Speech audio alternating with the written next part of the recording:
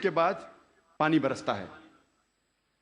قرآن میں اللہ تعالیٰ فرماتے ہیں سورہ نور میں، سورہ نمبر 24 آیت نمبر 43 میں 43 میں، اللہ سبحانہ و تعالیٰ ہوا کے ذریعے بادل کو چلاتے ہیں، لے جاتے ہیں، جینٹلی پشز دا کلاؤڈز، پھر یہ بادل آپس میں جڑتے ہیں، بڑے ہو جاتے ہیں، اس کے بعد پانی بادل سے برستا ہے۔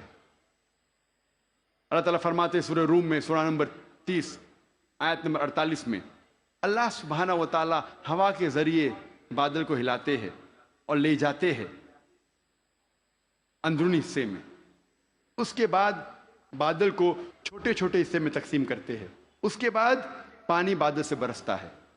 قرآن مجید میں پانی کے چکر کے بارے میں گہرائی سے ذکر ہے، تفصیل سے ذکر ہے، کئی جگہ۔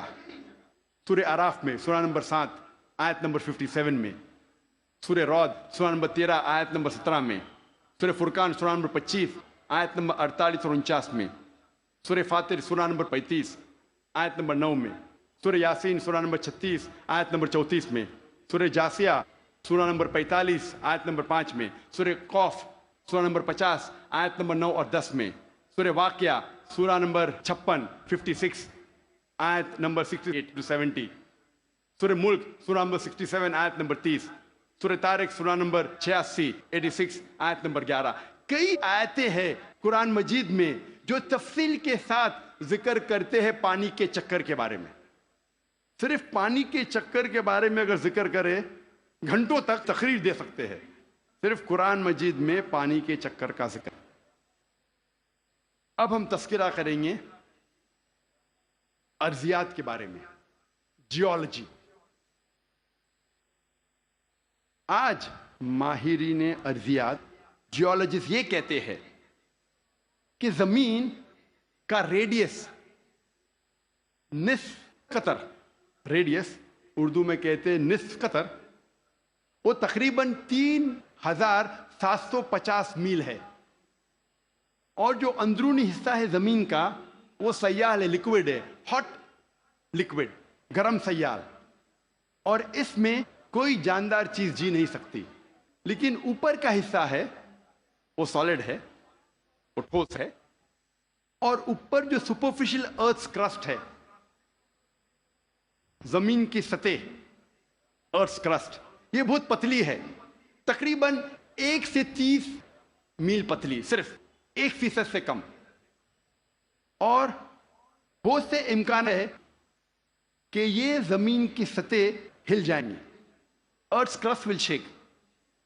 آج سائنسداں یہ کہتے ہیں due to the folding phenomena it gives rise to mountain ranges, ایک فولڈنگ فینومینا ہے جس سے پہاڑ پیدا ہوتے ہیں، اور اس پہاڑ کی وجہ سے زمین کی سطح کو استحکام ملتا ہے، اسٹیبلٹی ملتی ہے۔ قرآن مجید میں اللہ تعالیٰ فرماتے ہیں سورہ نبا میں سورہ نمبر 78 78 آیت نمبر 6 اور 7 میں، ہم نے زمین بچھائی ہے، والجبال اوتادا، اور پہاڑ کو اوتاد جیسا بنایا ہے۔ اوتاد عربی میں کہتے ہیں کھوٹے کو، ٹینٹ پیگز، سٹیکس، میخو، اور ہم جانتے ہیں جب ٹینٹ پیگ کو زمین میں ہم ڈالتے ہیں، جب کھوٹے کو زمین میں ڈالتے ہیں تو اکثر حصہ زمین کے نیچے گڑ جاتا ہے، اوپری حصہ بہت کم رہتا ہے، 10% سے کم۔ جس طریقے سے آئس برگ پانی میں، برف کا گولا آئس برگ جو پانی میں دیکھتے ہیں صرف 10% پانی کے اوپر ہے، 90% سے زیادہ پانی کے نیچے، اسی طریقے سے پہاڑ جو اوپری حصہ ہم پہاڑ کا دیکھتے ہیں وہ کھوٹے جیسا ہے، میخو جیسا ہے، ٹینٹ پیگ جیسا ہے، اوپر کا حصہ بہت چھوٹا ہے، اکثر تقریباً 90% زمین کے نیچے ہے۔ اور اس کی وجہ ہے کہ زمین کو استحکام، اسٹیبلٹی دیتا ہے۔ قرآن مجید میں اللہ تعالیٰ فرماتے ہیں سورہ نازیات میں سورہ 79 آیت نمبر 32 میں، اور سورہ غاشیہ سورہ نمبر 88 آیت نمبر 19 میں، ہم نے پہاڑ کو زمین سے مضبوطی سے بنایا ہے۔ We have placed on the earth mountain standing firm، زمین پہ ہم نے پہاڑ مضبوطی سے بنایا ہے۔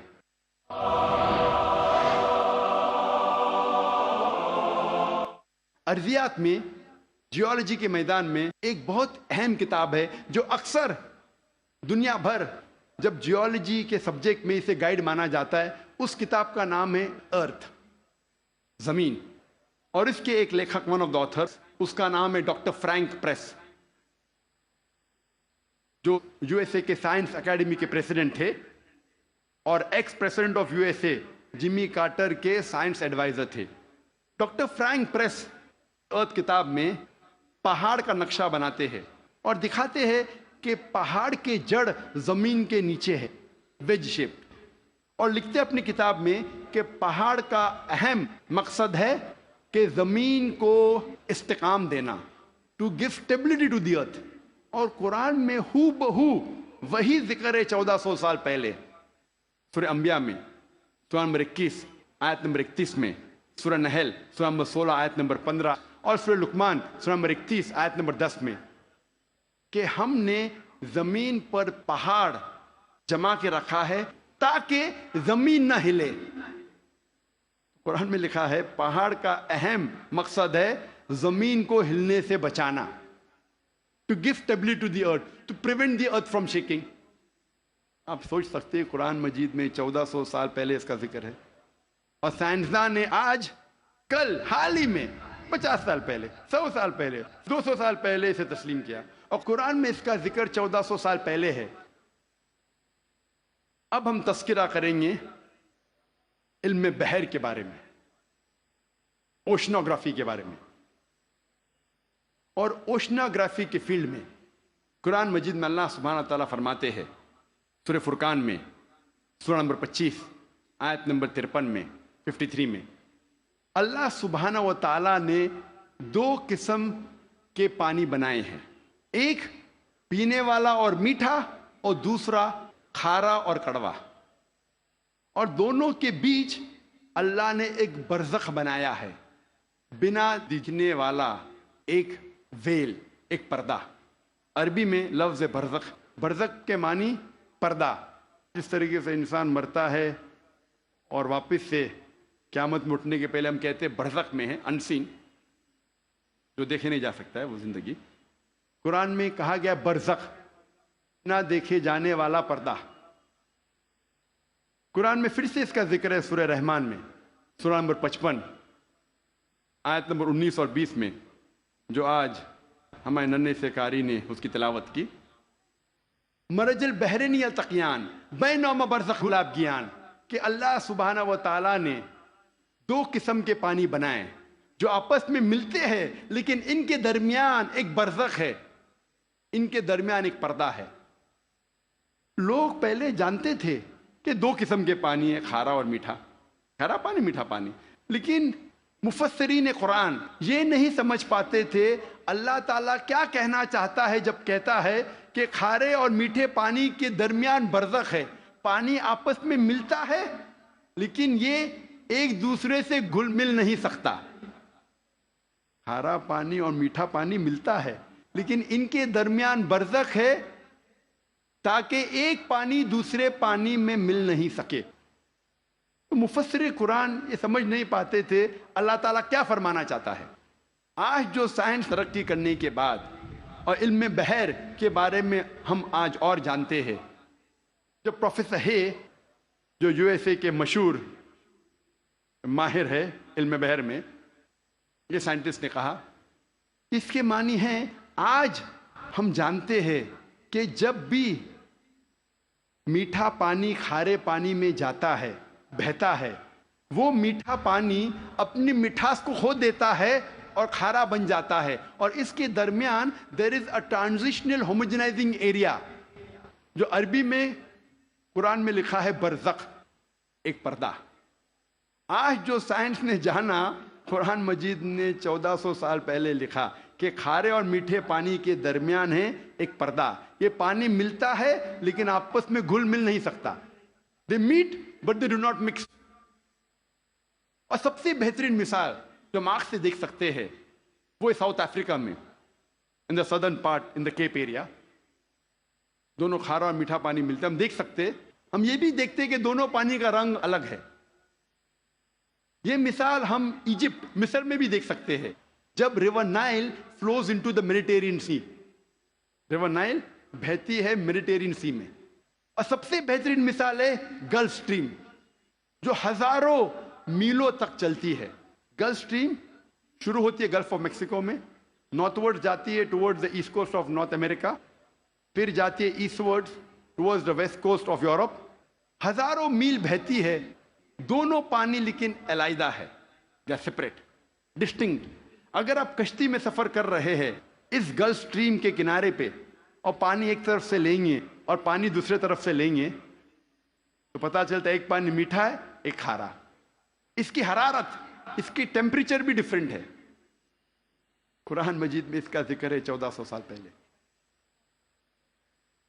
میں اور ایک مثال پیش کروں گا قرآن مجید میں علم بحر کی. کچھ عربوں نے قرآن مجید کی ایک آیت لی، سورہ نور کی، سورہ نمبر 24 آیت نمبر 40، اور اس کا ترجمہ پیش کیا پروفیسر درگا راؤ کے پاس. پروفیسر درگا راؤ اس وقت کنگ عبدالعزیز یونیورسٹی جدہ میں پڑھاتے تھے، اور وہ ماہر تھے علم بحر میں. He was a Marine geologist. اور ترجمہ پیش کیا اور کہا آپ کا اس قرآن کی آیت پہ کیا خیالات ہے.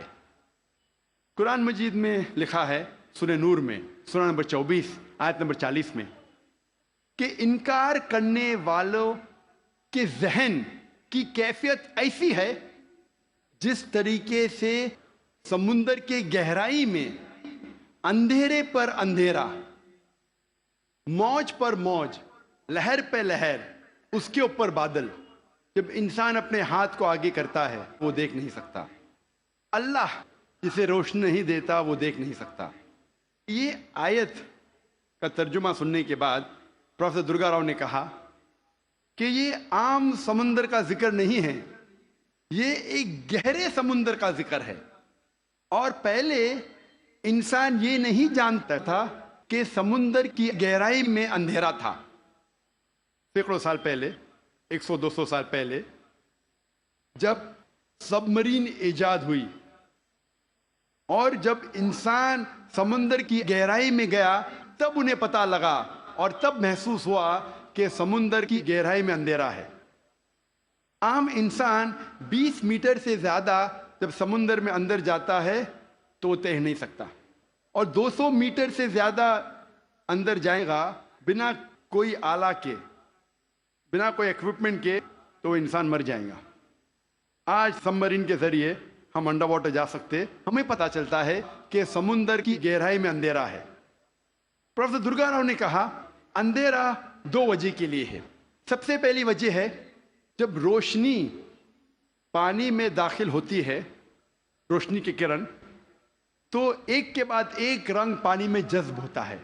آج سائنس یہ کہتی ہے کہ روشنی کی کرن 7 رنگ سے بنی ہوئی ہے، وپ گیور، وائلٹ، انڈیگو، بلو، گرین، یلو، اورنج اور ریڈ. وائلٹ، انڈیگو، بیگنی، بلو، نیلا، گرین، ہرا، یلو، پیلا، اورنج، نارنگی، ریڈ، لال. سب سے پہلے 10 یا 15 میٹر پانی کے نیچے لال رنگ جذب ہو جاتا ہے. اسی لیے انسان اگر پانی میں 30 میٹر کی گہرائی پہ جاتا ہے، اگر اسے چوٹ لگتی ہے اور خون بہنے لگتا ہے تو وہ انسان اپنے خون کا لال رنگ دیکھ نہیں سکے گا. 30 سے 50 میٹر جذب ہوتا ہے نارنگی رنگ.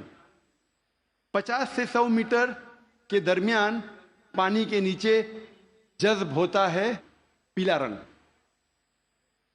100 سے 200 میٹر کے درمیان جذب ہوتا ہے ہرا رنگ، اور 200 میٹر کے بعد پانی کے نیچے جذب ہوتا ہے نیلا رنگ، اور اس کے نیچے پورا اندھیرا ہے.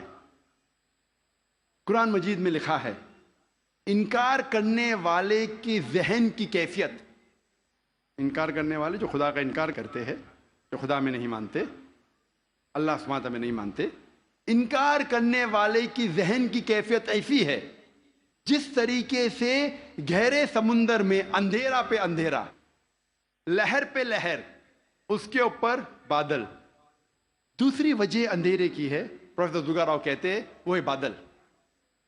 جب سورج کی روشنی آتی ہے، کئی بار بادل اس روشنی کو جذب کر لیتا ہے، اس لیے بادل کے نیچے ہم دیکھتے ہیں اندھیرا، اور جو روشنی بادل کے ذریعے جذب نہیں ہوتی اور جب سمندر میں جاتی ہے، کئی بار جو سمندر کے اوپر لہریں ہیں وہ لائٹ ریز کو ریفلیکٹ کرتی ہے، اور جو لائٹ ریز، جو روشنی کی کرن ریفلیکٹ نہیں ہوتی وہ سمندر میں داخل ہوتی ہے، اور جیسے میں نے کہا ایک رنگ کے بعد ایک رنگ جذب ہوتا ہے۔ ان قرآن مجید میں لکھا ہے انکار کرنے والے کی ذہن کی کیفیت ایسی ہے جس طریقے سے گہرے سمندر میں اندھیرے پہ اندھیرا، لہر پہ لہر۔ اس کی کیا معنی؟ لہر پہ لہر۔ ہم انسان جانتے تھے کہ سمندر کے اوپر لہر ہے، لیکن سن 1900 میں ہمیں پتا لگا کہ سمندر کے نیچے بھی لہر ہے، اسے کہتے ہیں انٹرنل ویوز، اندرونی لہر، جو ڈفرینشیٹ کرتی ہے superficial part of the ocean کو deep part of the ocean سے۔ یہ اندرونی لہر تقسیم کرتی ہے سمندر کو اوپری سے اور اندرونی حصے میں۔ اوپری حصہ superficial part is lit up and warm, گرم ہوتا ہے اور اس میں روشنی ہوتی ہے۔ جو گہرا بھاگ ہوتا ہے سمندر کا وہ اندھیرا ہوتا ہے اور ٹھنڈا ہوتا ہے۔ یہ انٹرنل ویوز، اندرونی لہر ہمیں پتا چلی تقریباً 110 سال پہلے۔ قرآن میں لکھا ہے لہر پر لہر، یعنی اندرونی لہر کے اوپر ہے سپرفیشل ویوز۔ اسی لیے مچھلیاں بھی جب گہرائی میں جاتی ہے وہ دیکھ نہیں سکتی، اپنی خود کی روشنی لے جاتی ہے۔ Due to chemical reaction مچھلی خود کی روشنی کے ذریعے دیکھ سکتی ہے گہرے اندھیرے میں۔ پروفیسر درگا راؤ نے کہا کہ یہ کتاب قرآن مجید انسان کی لکھی ہوئی کتاب ہو ہی نہیں سکتی، اور پروفیسر درگا راؤ نے کہا یہ کتاب خدا کی طرف سے ہے۔ اب ہم ذکر کریں گے علم حیاتیات، بائیولوجی کے بارے میں۔ قرآن مجید میں اللہ تعالیٰ فرماتے ہیں سورہ انبیاء میں سورہ نمبر 21 آیت نمبر 30، جس آیت کی تلاوت کی میں نے اس تقریر کے پہلے، اس کے آخری بھاگ میں اللہ تعالیٰ فرماتے وَجَعَلْنَا مِنَ الْمَاءِ كُلَّ شَيْءٍ ہے أَفَلَا يُؤْمِنُونَ، ہم نے ہر جاندار چیز کو پانی سے بنایا۔ آپ سوچ سکتے ہیں 1400 سال پہلے ریگستان میں جہاں پانی کی قلت تھی، وہاں قرآن مجید میں لکھا ہے ہر جاندار چیز ہم نے پانی سے بنائی۔ کون اسے مان سکتا تھا اس وقت؟ آج جب سائنس ترقی کرنے کے بعد ہمیں پتہ چلتا ہے کہ ہر جاندار چیز میں سیل ہے، اس کا بیسک پارٹ ہے سائٹوپلازم جس میں 80% پانی ہے، اور ہر لیونگ آرگینزم میں 50 سے 90% پانی ہے، اور ہر جاندار چیز کو جینے کے لیے پانی کی ضرورت ہے۔ قرآن مجید میں لکھا ہے سورہ نور میں سورہ نمبر 24 آیت نمبر 45 میں ہم نے ہر جانور کو پانی سے بنایا۔ قرآن مجید میں لکھا ہے سورہ فرقان میں سورہ نمبر 25 آیت نمبر 54 میں ہم نے ہر انسان کو پانی سے بنایا ہے۔ اب ہم ذکر کریں گے علم نباتات کا۔ نباتات کے معنی ہے باٹنی۔ ہمیں پہلے یہ نہیں پتا تھا کہ پیڑ پودے میں بھی جنس ہے، مؤنث اور مذکر۔ یہ حال ہی میں جب سائنس ترقی کا ہمیں پتا چلا کہ پیڑ پودے میں بھی مذکر اور مؤنث ہے، جنس ہے۔ قرآن مجید میں اس کا ذکر ہے سورہ طٰہٰ میں سورہ نمبر 20 آیت نمبر 53 میں، آیت نمبر 53 میں اللہ سبحانہ و تعالیٰ آسمان سے پانی برساتا ہے اور اس کے ذریعے پیڑ اور پودے جوڑوں میں پیدا کرتا ہے، مؤنث اور مذکر۔ اللہ تعالیٰ فرماتے ہیں سورہ رعد میں سورہ نمبر 13 آیت نمبر 3 میں کہ ہر پھل ہم نے بنایا جوڑے میں 2 اور 2۔ آپ سوچ سکتے ہیں 1400 سال پہلے جو ہم نے حال ہی میں جانا کہ پیڑ پودے میں بھی جنس ہے، مؤنث اور مذکر۔ اللہ تعالیٰ فرماتے ہیں سورہ ذاریات میں سورہ نمبر 51 آیت نمبر 49 ہم نے ہر چیز جوڑے میں بنائی۔ تو جاندار ہے یا جاندار نہیں ہے، ہر چیز ہم نے جوڑے میں بنائی۔ مثال کے طور پہ الیکٹریسٹی ہے، فینومینا آف الیکٹریسٹی، اس میں بھی جوڑے ہے، positive and negative, electrons and protons. Quran مجید میں اللہ تعالیٰ فرماتے سورہ یاسین میں سورہ نمبر 36 آیت نمبر 36 میں ہر چیز جو زمین سے پیدا ہوتی ہے، ہر انسان کو ہم نے جوڑے میں بنایا ہے، اور جو چیز انسان جانتے ہیں اور نہیں جانتے ہیں اس کو بھی ہم نے جوڑے میں بنایا ہے۔ اللہ تعالیٰ فرماتے ہیں کہ اللہ تعالیٰ نے سب چیز جوڑے میں بنائی۔ اب ہم ذکر کریں گے علم حیوانات کا، زوالوجی، علم حیوانات، زوالوجی. اللہ تعالیٰ فرماتے ہیں قرآن مجید میں سورہ انعام میں سورہ نمبر 6 آیت نمبر 38 میں، ہر جانور جو زمین پہ چلتا ہے، ہر پرندہ جو آسمان میں اڑتا ہے، ہم نے انہیں انسان جیسے گروہوں میں رہنا سکھایا ہے. We have made them to live in communities like the human beings, the animals and the birds. اور آج سائنس تسلیم کرتا ہے کہ جانور اور پرندے بھی انسان جیسے گروہوں میں رہتے ہیں. They live in communities. اللہ تعالیٰ فرماتے ہیں سورہ نحل میں سورہ نمبر 16 آیت نمبر 68 اور 69 میں، 60 اور 69 میں، اللہ سبحانہ و تعالیٰ نے شہد کی مکھی کو سکھایا ہے کہ وہ اپنا چھتا بنائیں پیڑ میں، پہاڑ میں، انسان جہاں رہتے ہیں وہاں، اور مہارت کے ساتھ اپنا راستہ ڈھونڈے. اللہ تعالیٰ کیا کہنا چاہتا ہے جب کہتا ہے کہ ہم نے سکھایا شہد کی مکھی کو مہارت کے ساتھ اپنا راستہ ڈھونڈے؟ سن 1973 میں 1973 میں ایک مشہور سائنسداں جس کا نام تھا فون فریش، اس کو نوبل پرائز ملا ڈسکرائب کرنے کے لیے the behaviour of the bee and how they find the species path of the lord. اس کو نوبل پرائز ملا شہد کی مکھی کے بارے میں ریسرچ کرنے کے لیے. اور فون فریش کہتے ہیں کہ جب بھی کوئی مد مکھی، شہد کی مکھی ایک نیا باغیچہ ڈھونڈتی ہے اور ایک نیا پھول ڈھونڈتی ہے جس سے نیکٹر کو لیا جا سکتا ہے، وہ اپنے دوست سے جا کے کہتی ہے یہ نئے پھول کی دشا، اس نئے پھول تک کس طریقے سے پہنچنا اس کا نقشہ بتاتی ہے اپنے بدن کو ہلانے سے، جسے سائنس میں کہتے ہیں بی ڈانس.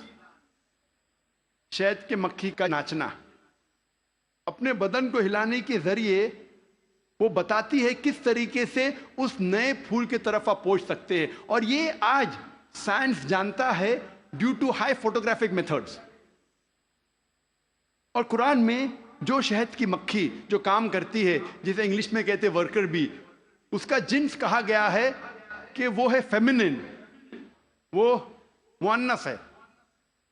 عربی میں کہا گیا فصل کی کلی، مطلب مؤنث. انسان پہلے سمجھتے تھے کہ وہ کام کرنے والی شہد کی مکھی ہے مذکر، میل ہے.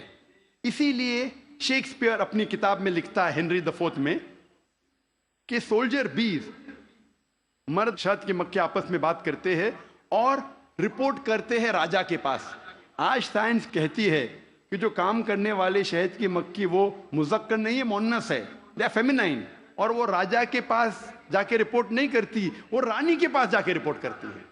آپ سوچ سکتے ہیں قرآن مجید 1400 سال پہلے اس ورکر بی کا جنس بھی بتاتا ہے کہ فیمینن ہے، مؤنث ہے. اللہ تعالیٰ فرماتے ہیں سورہ عنکبوت میں سورہ نمبر 29 آیت نمبر 41 میں کہ جو لوگ اللہ کے علاوہ جس کو مددگار بناتے ہیں ان کی مثال ہے مکڑی جیسی، لائک اے اسپائڈر. اور مکڑی اپنے لیے گھر بناتی ہے اور مکڑی کا گھر کمزور ہے. قرآن مجید میں یہ کہنے کے علاوہ کہ جو لوگ اللہ کے علاوہ کسی کو مددگار بناتے ہیں وہ اپنا گھر ویب جیسا، جالا جیسا گھر بناتے ہیں جو کمزور ہے، نازک ہے. اس کے علاوہ یہ اشارہ کر رہا ہے، آج سائنس یہ کہتی ہے کہ many a time the female spider kills the male spider. مکڑی مکڑے کا قتل کرتی ہے. آج سائنس یہ کہتی ہے کہ بتانے کے علاوہ کہ جو جال مکڑی کا کمزور ہے، یہ بھی بتاتی ہے کہ فیملی ریلیشن شپ، گھر میں کیسا برتاؤ ہے.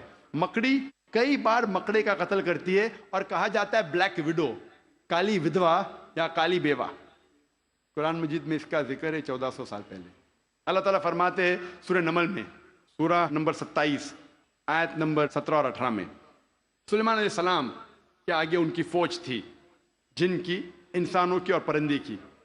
اور جب وہ چوٹی کی وادی کی طرف جا رہے تھے، ایک چوٹی کہتی ہے دوسرے چوٹیوں سے کہ آپ اپنے بل میں چلے جاؤ ورنہ سلیمان علیہ السلام انجانے میں ہمیں کچل لیں گے.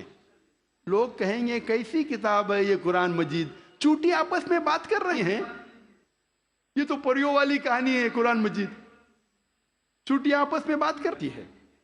آج سائنس یہ کہتا ہے کہ کوئی بھی جانور، کوئی بھی انسیکٹ جو انسان کے سب سے قریب ہے بیہیویئر میں، جس طریقے سے زندگی بسر کی جاتی ہے، وہ ہے چیٹی۔ آج سائنس یہ کہتی ہے کہ جس طریقے سے انسان مرنے کے بعد انسانوں کو دفن کرتے ہیں، اس طریقے سے چیٹی بھی مرنے کے بعد دوسرے چیٹی کو دفن کرتی ہے۔ جس طریقے سے دے سوفسٹیکیٹڈ لیبر، چیٹی کے پاس بھی جب وہ کام کرتے ہیں، مینیجر ہے، سپروائزر ہے، فورمین ہے، ورکر ہے، چیٹی اکثر مل کے بات کرتی ہے۔ آج سائنس یہ کہتی ہے they have a sophisticated method of communication, ان کے بات چیت کرنے کا طریقہ بہت اعلیٰ درجے کا ہے۔ سائنس یہ کہتی ہے کہ چیٹی اکثر سامان کا لین دین کرتی ہے سوق میں۔ They have market places where they exchange goods. ہمارے وہاں سوق ہے نا، کیا کہتے ہیں، مارکیٹ، جہاں ہم لین دین کرتے ہیں۔ اس طریقے سے چیٹی بھی مارکیٹ ان کی ہوتی ہے خود کی، جہاں لین دین کرتی ہے چیزوں کی۔ آج سائنس یہ کہتی ہے جب چیٹی کوئی دانہ کو جمع کرتی ہے اور اس دانے میں بڈنگ ہوتا ہے تو چیٹی اس دانے کے بڈ کو کاٹتی ہے، جیسا وہ جانتی ہے کہ budding will cause rotting of the grains, budding کے وجہ سے وہ دانہ سڑ جائے گا۔ اور اگر وہ دانہ بھیگ جاتا ہے بارش میں، چیٹی اس دانے کو سورج کی روشنی میں لے آتی ہے سکھانے کے لیے، پھر واپس لے جاتی ہے۔ ہم اکثر دیکھتے ہیں چیٹیاں دانے کو لے کے جا رہی، کہاں لے کے جا رہی ہے؟ سکھانے کے لیے، پھر سے واپس لے جاتی ہے جمع کرنے کے لیے، جیسا وہ جانتی ہے کہ humidity will cause rotting of the grain. وہ جانتی ہے کہ پانی کے ذریعے یہ دانہ سڑ جائے گا، وہ لے کے آتی ہے سکھانے کے لیے سورج کی روشنی میں۔ قرآن مجید چیٹی کے بارے میں ذکر کرتا ہے 1400 سال پہلے۔ اب ہم ذکر کریں گے میڈیسن کے بارے میں، طب کے بارے میں۔ اور اللہ تعالیٰ فرماتے ہیں سورہ نحل میں، سورہ نمبر 16 آیت نمبر 68 اور 69 میں، ورس 68 اور 69 میں، کہ اللہ سبحانہ و تعالیٰ نے آپ کو پینے کی چیز دیے جو شہد کی مکھی کے بدن سے نکلتا ہے، جس میں انسانوں کے لیے شفا ہے۔ ہم پہلے یہ نہیں جانتے تھے کہ شہد کے مکھی کے بدن سے ملتا ہے شہد، وہ تو حال میں جاننے لگے ہم 200 سال پہلے، 300 سال پہلے۔ اور لکھا ہے اس شہد میں انسانوں کے لیے شفا ہے۔ آج ہم جانتے ہیں that honey is rich in fructose and vitamin K، fructose اور vitamin K میں رچ ہے۔ اور آپ یہ بھی جانتے ہیں کہ ہنی میں مائلڈ اینٹیسیپٹک پراپرٹی ہے، اسی لیے ورلڈ وار 2 میں روس کے سولجرز، رشین سولجرز جب زخم ہوتا تھا وہ زخم پہ لگاتے تھے شہد، اور شہد کے ذریعے زخم اچھا ہوتا تھا وداؤٹ لیونگ اینی اسکار ٹیشو۔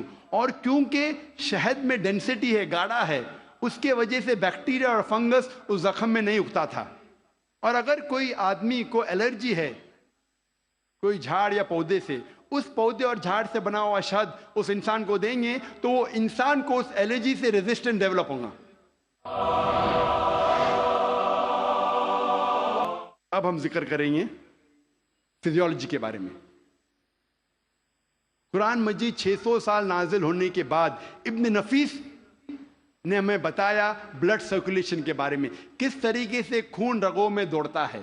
400 سال ابن نفیس کے بعد ولیم ہاروی نے دنیا میں مشہور کیا۔ ہم ہمارے اسکول میں ولیم ہاروی کے بارے میں پڑھتے ہیں، ولیم ہاروی نے ہمیں بلڈ سرکولیشن سکھایا۔ ابن نفیس کے بارے میں کوئی نہیں پڑھتا۔ ابن نفیس نے ولیم ہاروی کے 400 سال پہلے ذکر کیا بلڈ سرکولیشن کے بارے میں، اور اس کے 600 سال پہلے قرآن میں اس کا ذکر ہے۔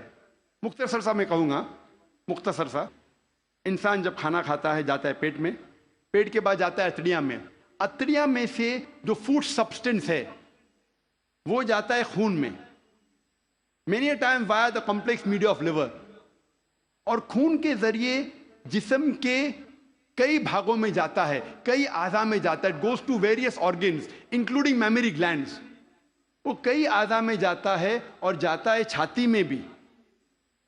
پستان میں بھی، جس سے ملتا ہے دودھ۔ مختصر قرآن مجید میں بلڈ سرکولیشن اور پروڈکشن آف ملک کے بارے میں کہا گیا ہے سورہ نحل میں، سورہ نمبر 16 آیت نمبر 66 میں، آیت نمبر 66۔ اللہ تعالیٰ فرماتے ہیں کہ میشور میں، کیٹل میں، بھیڑ بکری گائے بیل، ان میں آپ کے لیے نشانی ہے، اور ان کے بدن میں سے آپ کو ملتا ہے پینے کے لیے دودھ، جو آتا ہے انٹسٹائن کے کانسٹیٹوئنٹس اور خون کے درمیان سے، جو آپ کے لیے اچھی چیز ہے۔ اس کا ذکر ہے سورہ مومنون میں، سورہ نمبر 23 آیت نمبر 21 میں، کہ کیٹل میں آپ کے لیے ایک نشانی ہے، ان کے بدن سے آپ کو ملتا ہے دودھ، اور ان میں بہت سے فائدے ہیں، اس کا گوشت آپ کھا سکتے ہیں۔ قرآن مجید میں production of milk and blood circulation کے بارے میں ذکر ہے ان اے نٹ شیل 1400 سال پہلے۔ اب ہم ذکر کریں گے ایمبریولوجی کے بارے میں۔ ایمبریولوجی سائنس کا وہ بھاگ ہے جو خصوصاً جب ماں کے رحم میں بچہ پیدا ہوتا ہے اور کس طریقے سے شروع ہو کے بڑھتا ہے، 9 مہینے تک تقریباً ماں کے رحم میں رہتا ہے، اس کے سٹڈی کو کہتے ہیں انگریزی میں ایمبریولوجی۔ ماں کے رحم میں جو بچہ پیدا ہوتا ہے، آہستہ آہستہ بڑھتا ہے، اس کے سٹڈی کو انگریزی میں کہتے ہیں ایمبریولوجی۔ کئی عربوں نے جتنے بھی قرآن مجید کی آیتیں ہیں جو ایمبریولوجی کے بارے میں ذکر کرتی ہے اور حدیث ہے، اس کو اکٹھا کیا اور قرآن مجید کی آیت کے اوپر عمل کیا۔ سورہ نحل سورہ 16 آیت نمبر 43 اور سورہ انبیاء سورہ نمبر 21 آیت نمبر 7 میں اللہ تعالیٰ فرماتے فَاسْأَلُوا أَهْلَ الذِّكْرِ إِن كُنتُمْ لَا تَعْلَمُونَ، اگر آپ نہیں جانتے تو اس کے پاس جائیے جو ماہر ہے، اس سے پوچھئے جو ماہر ہے، چاہے وہ مسلم یا غیر مسلم ہو۔ اگر آپ نہیں جانتے تو اس سے پوچھئے قرآن کے بارے میں جو اس فن کا ماہر ہے۔ تو کئی عربوں نے ساری آیتیں اور حدیث سے جو ایمبریولوجی کے بارے میں ذکر کرتے اور لے گئے تقریباً 30 سال پہلے، 1980 کے پہلے، ان 1970s، 30-40 سال پہلے، اور لے گئے پروفیسر کیتھ مور کے پاس۔ وہ مسلمان نہیں تھا۔ پروفیسر کیتھ مور اس وقت سارے دنیا کا سب سے بہترین ماہر تھا ایمبریولوجی میں۔ وہ ڈپارٹمنٹ آف اناٹومی کا ہیڈ تھا in university of Toronto Canada میں۔ پروفیسر کیتھ مور کو ساری آیتوں اور حدیث کا ترجمہ پیش کیے اور کہا اس کے بارے میں آپ کو کیا کہنا ہے۔ تو پروفیسر کیتھ مور نے کہا کہ اکثر جو قرآن مجید اور حدیث میں ایمبریولوجی کے بارے میں لکھا ہے وہ 100% صحیح ہے، لیکن کچھ آیتوں کے بارے میں نہیں کہہ سکتا ہوں کہ صحیح ہے، میں یہ بھی نہیں کہہ سکتا ہوں کہ غلط ہے، کیونکہ میں خود بھی نہیں جانتا ہوں۔ اور 2 ایسے آیت تھے، جو پہلے 2 آیت جو نازل کی گئے تھے، سورہ اقرا سورہ علق سورہ نمبر 96 آیت نمبر 1 اور 2 میں اللہ تعالیٰ فرماتے اقرا بسم ربک الذی خلق خلق الانسان من علق، پڑھو اس کے نام سے جو خالق ہے، جس نے انسانوں کو بنایا ہے علقہ سے، خون کے لوتھڑے سے، جونک سے، لیچ لائک سبسٹنس سے۔ پروفیسر کیتھ مور نے کہا میں نہیں جانتا ہوں کہ ایمبریو جب بچہ پہلے سٹیج میں ہوتا ہے، مرحلے میں ہوتا ہے، وہ جونک جیسا لگتا ہے۔ تو پروفیسر کیتھ مور اپنے لیبارٹری میں گئے اور پاورفل مائکروسکوپ کے اندر دیکھا اور ایک جونک کی تصویر لی اور اسے کمپیئر کیا، اور وہ حیران ہو گئے یکسانیت پہ۔ اور اس کے بعد جب انہیں 80 سوالات پوچھے گئے ایمبریولوجی کے بارے میں جو قرآن اور حدیث میں ذکر آتا ہے، تو پروفیسر کیتھ مور نے کہا اگر آپ مجھے یہ 30 سال پہلے پوچھتے تو 50% سے زیادہ میں جواب نہیں دے سکتا تھا، کیونکہ embryology is a new branch which is developed in the field of medicine, وہ نئی برانچ ہے میڈیسن کی۔ اور پروفیسر کیتھ مور نے کہا کہ یہ کتاب قرآن مجید کوئی انسان لکھ ہی نہیں سکتا، اور مجھے کوئی شک نہیں ہے کہ یہ قرآن مجید خدا کی طرف سے ہے اور محمد صلی اللہ علیہ وسلم اس خدا کے پیغمبر ہے۔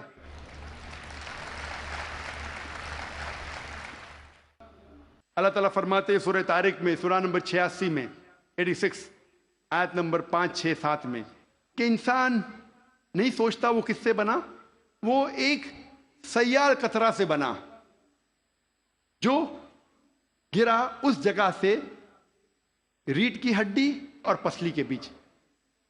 اللہ تعالیٰ کیا کہنا چاہتے جب کہا کہ انسان بنا ایک سیال قطرے سے جو گرا ریڑھ کی ہڈی اور پسلی کے بیچ؟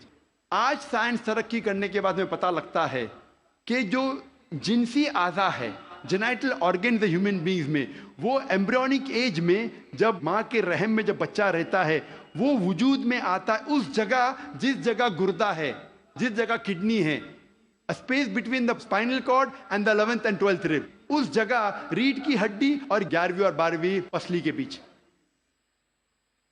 जिनसी आजा, टेस्टिकल्स और ओवरी वहां से वजूद में आते हैं। उसके बाद वो डिसेंड, वो नीचे उतरते हैं। औरत में पेल्विस तक, आदमी में through the inguinal canal into the scrotum.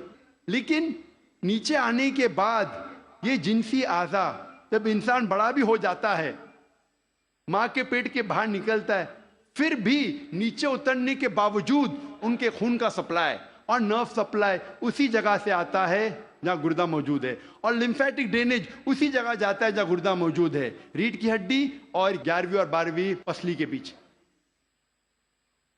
Quran मजीद में अल्लाह ताला फरमाते सूरह हज में सूरह नंबर 22 आयत नंबर 5 और सूरह मोमिनून में सूरह नंबर 23 आयत नंबर 13 में कि हमने इंसान को नुत्फा से बनाया है। नुत्फा के मानी अरबी में है एक छोटा सा सयाल कतरा, माइन्यूट क्वांटिटी ऑफ लिक्विड।